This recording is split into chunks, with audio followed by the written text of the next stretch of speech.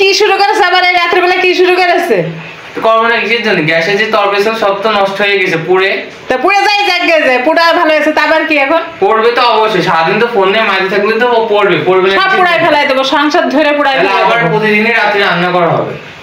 এই তুমি না জানি শুনে তরকারি নষ্ট করেছো কি জন্য? পানি ঢেলে দিলে কি জন্য? খাবা না ভালো কথা।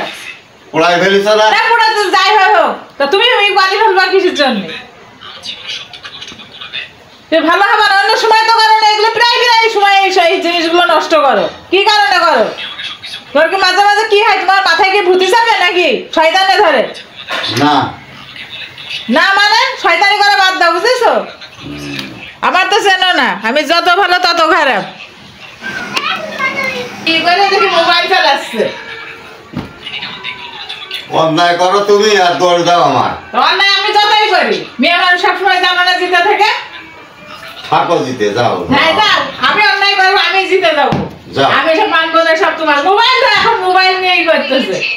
সন্ধ্যার পরে আসলে আমি কিচেনে ঢুকি না, তারপরে ঢুকছিলাম, ওরা সবকিছু কমপ্লিট করে দিতেছে, তাই তারপর ওদের হাতে আবার দিয়ে আমি চলে আসছি, মানে যারা রান্না করে বাসায়।